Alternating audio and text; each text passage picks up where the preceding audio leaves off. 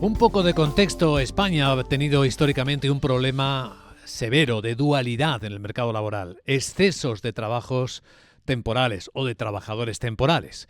De ahí que una idea fue convertir a algunos de los trabajadores temporales que eran contratados, despedidos y vueltos a contratar en una nueva figura que se llamó fijos discontinuos.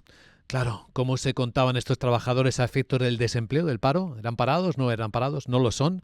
¿Cuántos hay? Puesto que se trata de entradas y salidas continuas, es una figura dinámica. El debate ha estado ahí presente. No ha habido mucha credibilidad sobre unas cifras que el gobierno se ha resistido a contar, hasta que quizás, FEDE ha entrado un poco a fondo, esta institución de prestigio que investiga la economía de forma desideologizada, pues ha entrado a conocer exactamente cómo funciona esto. Desde que se aplicara la reforma laboral, recordemos que se han formalizado más de 5 millones de contratos desde aquel cambio. ¿Qué efectos ha tenido y qué disfuncionalidades pueden estar ocurriendo ahora mismo con este mercado de los trabajadores fijos discontinuos? El autor del estudio es Florentino Felgueroso, investigador de FEDEA, y nos acompaña en directo en Capital Radio. ¿Cómo estás, Florentino? Muy buenos días y bienvenido. Hola, muy buenos días, gracias. El propio título del estudio ya es provocador. ¿Cuántos son los trabajadores fijos discontinuos? Porque la duda es casi metódica, ¿no?, en España para hablar de ellos. Bueno, ha sido una cuestión recurrente en los últimos meses, ¿verdad? Entonces, el título salió espontáneamente, no natural. ¿Y son los que dice el gobierno que son? ¿Hay más? ¿Hay menos? ¿Cuántos son realmente? Bueno, en realidad son los que dijo el gobierno que eran y que son, no lo sabemos ahora mismo, pero que eran. Lo que pasa es que las fuentes disponibles, que son básicamente la encuesta de población activa, la EPA, los datos de la seguridad social, afiliación y los datos de demandantes o paro registrado, han sufrido un shock, digamos, con la reforma laboral, ¿no? Y han divergido bastante. Es decir, los resultados ahora mismo, cuando he comparado después de 2 años lo que dice la EPA y lo que dice afiliación en cuanto a fijos continuos activos, que es lo que daría afiliación, y el CEPE pues daría los inactivos, básicamente una parte de los inactivos, que son los que se registran en oficinas, pues han divergido mucho de la EPA, ¿no? Entonces lo que hacemos es una propuesta de un cuarto método que reconcilia todo y que explica, sobre todo, intentamos explicar el por qué hay tanta divergencia, ¿no?, entre unos métodos y otros. ¿En qué consiste esta propuesta? Porque esto es lo que más nos interesa, la propuesta constructiva de FEDEA para evitar esta confusión y saber cuál es la realidad. Bueno, en los historiales laborales, ¿no?, las vidas laborales de las personas, de donde se saca afiliación, entre otras cosas, uno puede saber el por qué está de baja laboral, cuál ha sido la causa, si es un pase a una estación de inactividad por fijo discontinuo, si la han despedido, si es un abandono voluntario. Y en los historiales laborales, una vez que te metes a ellos a fondo, pues puedes sacar una base de datos que discrimina de alguna manera entre fijo discontinuo en actividad y inactividad y el stock total, ¿no? Y las causas y muchas más cosas, ¿no? Hay un fenómeno importante por medio que es el de pluriempleo. Hay muchos fijos discontinuos que cuando están inactivos pues están trabajando en otras empresas, haciendo otras cosas, ¿no? Entonces, bueno, todo eso lo tenemos en cuenta para sacar una cuantificación y caracterizar un poquito, porque el hecho es que lo hacemos con lo que llamamos la muestra de continua de bienes laborales, que es una muestra que hace pública para los investigadores la Tesorería General de la Seguridad Social cada año. Lo que pasa es que la última que tenemos es del 2022, es decir, tampoco podemos ir muy lejos, tenemos solo 9 meses de la reforma laboral. Hay una preocupación general y es saber exactamente de esos fijos discontinuos cuántos no trabajan. Usted calcula que puede estar en el entorno del 500.000 de personas que no figuran en el paro, claro. Esto es fijos discontinuos inactivos, que sí que tienen un contrato fijo discontinuo que no se ha finalizado, no se ha cerrado, no ha habido despido, ni se han abandonado la empresa, por tanto sigue abierto de esta manera, y que no tienen otro emparejamiento, como decimos, siempre trabaja otro contrato abierto donde está en alta laboral, son eran a finales de diciembre, el 31 de diciembre del 2022, pues es un poco más de medio millón, 518.000 o algo así. Uh-huh. En su estudio y propuestas está una idea: pagar un salario mínimo a los fijos discontinuos cuando no trabajen. Bueno, a ver, no es una idea. Es lo que están haciendo en Francia, por ejemplo, donde tienen dos tipos de contratos fijos continuos, unos para intermitencia y otro para obras y estacionalidad, etcétera, donde así aparece. Hay en otros países donde lo que tienen son los contratos de 0 horas, ¿no? Como puede ser en Alemania, en Holanda, pues también está previsto que a partir de un momento determinado pues haya también una remuneración. Es decir, pasado, por ejemplo, 3 o 6 meses, bueno, pues si permanece en la empresa, pues tiene que tener una remuneración igual que los demás, no una remuneración mínima. Todo esto en muchos países está previsto, ¿no? Pero el hecho es que lo que constatamos es que al final la reforma ha hecho poquito, ¿no? Al respecto, porque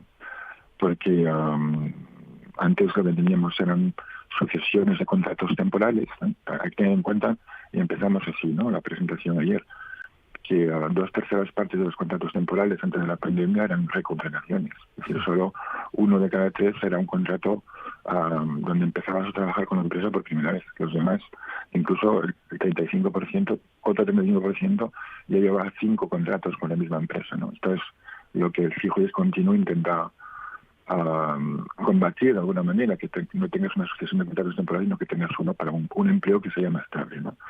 Lo que pasa es que se ha incentivado de tal forma que al final se está utilizando para más tipos de trabajo, incluso para trabajos temporales que no tienen afán, digamos, de permanencia, ¿no? En la empresa, de estabilidad, ¿no? ¿Por qué? Porque es mucho más barato. Se ha penalizado tanto el contrato temporal que a veces es preferible tener un fijo discontinuo, aunque sea para trabajar en verano. Un estudiante, por ejemplo, ¿no? Que dice, yo quiero trabajar este verano, pero soy estudiante de ingeniería y el año que viene, bueno, pues ya no voy a querer ser camarero. O otras circunstancias parecidas que hacen que parte de estos contratos fijos continuos no sean en realidad contratos con un afán de estabilidad, ¿no? Luego también hemos observado que hay muchísimo abandono. El motivo principal por el cual no hay se finalizan esos contratos o se interrumpen largamente son los abandonos, ¿no? Dimisiones de los trabajadores y los siguientes el despido, ¿no? Entonces hay que tener en cuenta todos esos detalles, digamos, para mejorar una reforma laboral que uno, cuando lo piensa bien, ha tenido bastante éxito en cuanto a la reducción de la temporalidad contractual, ¿eh? Cuando uno compara los contratos que había antes de la reforma y ahora, bueno, pues hay muchísimos más indefinidos, ¿no? La clase de temporalidad como tal pues ya es parecida a la francesa, a la italiana, a la portuguesa. Aún está lejos de los otros países donde tienen tasas de temporalidad muchísimo más bajas, pero bueno, de nuestro entorno es muy parecida ya. Pero para ello pues se han tomado medidas, una reforma ha venido acompañada de medidas que en realidad pues se pueden mejorar, ¿no? La idea al final es esta. Es esa, sí. Recordemos que además ese era el origen, la petición expresa de la Comisión Europea a España, que era que buscara un mecanismo para reducir la alta tasa de temporalidad, anormalmente alta en comparación con el resto de los socios europeos. La cosa es que todavía se podría mejorar más, apunta usted en las conclusiones. A ver, una cosa es que se haya reducido la temporalidad, es que, dado las diferencias que hay, como comentábamos antes, sobre en función de que miremos datos de la seguridad social o los datos de la EPA, tenemos un impacto distinto, ¿no? La seguridad social, por ejemplo, da un mayor impacto de la reforma laboral que la EPA. Dado que se ha conseguido la reducción de temporalidad es contractual, pero ahora hay que ver cómo le va a la gente, ¿no? Si ha mejorado o no ha mejorado, si trabaja más tiempo, más días al año, si trabaja más horas, si ha mejorado su salario. Es decir, al final lo que uno pretende es que a la gente le vaya mejor, sobre todo a los más vulnerables, ¿no? Entonces la evaluación final de la reforma pasará por ahí, ¿no? Es decir, ¿qué se puede hacer ahora para mejorar? ¿Es suficiente como haber reducido la tasa de temporalidad contractual? Ahora veamos la temporalidad real, ¿no? Sí. Si al final lo que tienes es que la gente acaba trabajando menos días. Y si cómo esto es posible, bueno, pues por ejemplo con la reforma laboral y los fijos discontinuos lo que han hecho es cambiar los lo que se ha hecho es cambiar la antigüedad en la empresa. Ya no es, para fijo discontinuo era la suma de días trabajados. Ahora ha pasado a ser el tiempo transcurrido desde el primer día, ¿no? Desde que se inicia el contrato. Es decir, que una persona que ha trabajado un día tiene la misma indemnización por despido de una persona que ha trabajado un año, todo el año entero. Y eso, evidentemente, pues es una medida que acompañó al fijo discontinuo, que ha aprendido a protegerle, pero lo que habrá que investigar, es algo que nosotros no hacemos todavía, ¿no? Pero Sí. Que es muy posible, es que las empresas reduzcan el tiempo de permanencia en la empresa, con tal de no llegar, bueno, que está dentro de lo lógico, ¿no? Dicen, bueno, si es una antigüedad, pues trabajas este verano y luego se acabó, ¿no? Me sale mucho más barato que esperar a que vuelvas el año que viene, donde si te tengo que despedir, bueno, te tengo que pagar lo mismo que una persona que trabaja todo el año. Claro, encarece mucho. Claro. Luego hay otras medidas del tipo, dense cuenta que si la mayoría de los abandonos, de las finalizaciones de contratos son por abandono, uno cuando abandona no tiene derecho a indemnización. Sin embargo, cuando los contratos eran temporales sí que lo tenía, porque cada vez que había un cese de contrato temporal, cuando se acababa, había una indemnización por cese, ¿no? Que no era igual que la de despido, era más baja, pero existía. Pues, ahora estaba desaparecido, es decir, es una pérdida del trabajador. Si lo que sabemos es que hay un perfil, porque hay muchos fijos discontinuos, hay muchos tipos de fijos discontinuos, y hay uno que es, bueno, pues el abandono, ¿no? Para evitar que tengas pocos llamamientos, pocos episodios de empleo con la empresa, y que estos además son de corta duración, bueno, pues tendrás que hacer algo, ¿no? Entonces, proponemos primero recuperar la indemnización por cese en forma de indemnización por llamamiento, sacar un llamamiento y tienes una parte, y si algún día te despidan, se descuenta. Es decir, es una especie de, vamos a llamarlo así, de mochila austriaca, pero solo para fijos discontinuos.